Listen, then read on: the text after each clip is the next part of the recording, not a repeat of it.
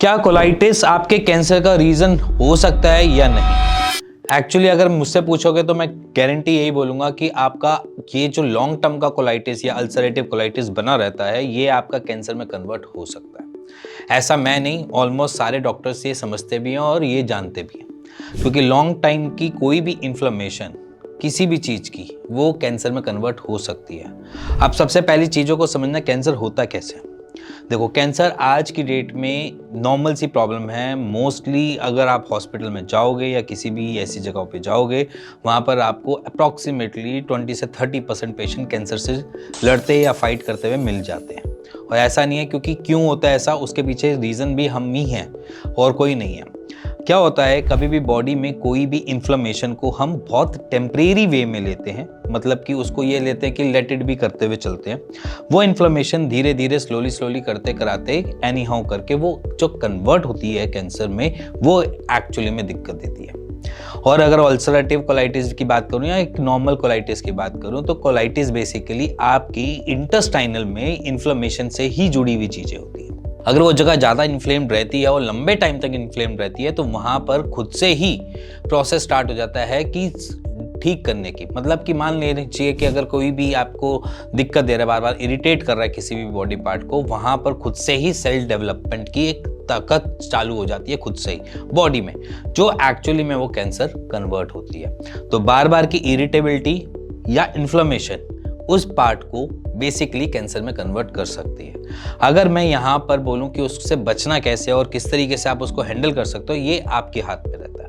अगर बात करी जाए यहाँ पर कि अगर आप किसी डॉक्टर के पास भी जाते हो, एलोपैथी डॉक्टर के पास जाते हो, वो आईबीएस या आईबीडी सुन के वो बेसिकली आपको क्या कहते हैं कि ये तो एक नॉर्मल इन्फ्लेमेशन है और ये प्रॉब्लम बनी रहेगी, इसका सिर्फ मैनेजमेंट है, इसका कोई ऐसा क्योर नहीं है जो बार बार इसको ठीक कर सके। उस टाइम की इन्फ्लेमेशन को सॉर्टेड कर देंगे, फिर लॉन्ग टाइम में थोड़ा टाइम और चलोगे तो फिर इन्फ्लेमेशन आ जाएगी, फिर कोलाइटिस में कन्वर्ट हो जाएगा। तो आपको सिर्फ एक ही चीज़ का ध्यान रखना है अपनी बॉडी के साथ, कि आपके अंदर जो ऐसी चीज़ें जा रही हैं जिसकी वजह से इरिटेबिलिटी बन रही है, उन सारी चीज़ों को अवॉइड करना है। जैसे डॉक्टर आपको गाइड करे, जिस तरीके की डाइट वो आपको फॉलो करने के लिए कहे, उस चीज़ को वैसे ही मानना है, क्योंकि जो डाइट बेसिकली इनटेक की जाती है उसी के ऊपर डिपेंडेंसी होती है कि आपकी इरिटेबिलिटी बेसिकली आपकी कॉलोन एरिया से लेकर आपकी लार्ज इंटेस्टाइन में बनेगी या नहीं बनेगी। अगर वो बनती रहती है, बार बार बिगड़ती रहती है, तो वो आपको एक परेशानी की जड़ बन जाती है, जो आगे चल के कैंसर में कन्वर्ट हो सकती है।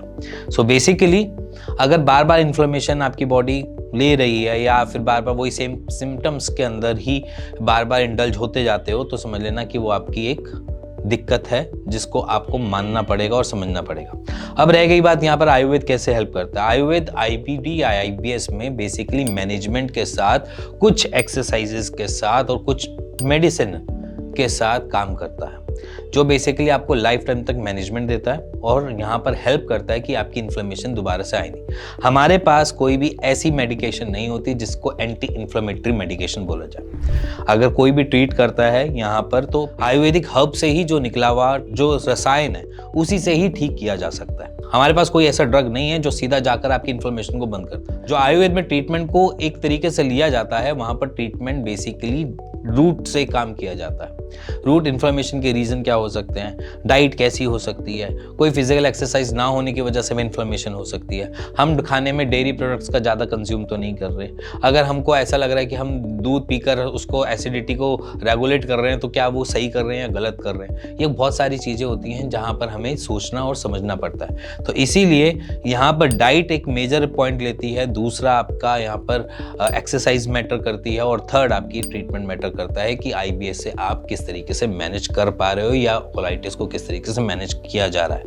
अब रह गई बात यहाँ पर, इसको मैनेज करके आप जिंदगी आराम से काट सकते हो, या फिर आप ये चाहते हो कि बार बार वो सेम लूप में घूमते रहो, बार बार उसी इरिटेबिलिटी के साथ आगे बढ़ते रहो, जिसकी वजह से वो एक दिन कभी ना कभी वो आपको कैंसर की दस्तक दे देगा। तो इसीलिए अगर बचना है तो आज से अपने आईबीएस और आईबीडी के ऊपर काम करना स्टार्ट कर दो, कोलाइटिस के ऊपर काम करना स्टार्ट कर दो, लंबे टाइम तक इस बीमारी को ना पालो, मैनेज करो, टेस्ट को भूलो, खाने का तरीका बदलो, डाइट से और अपनी एक्सरसाइज से इसको सॉर्टेड करने की कोशिश करो। इसी के साथ मिलेंगे नेक्स्ट वीडियो में, तब तक good bye and take care.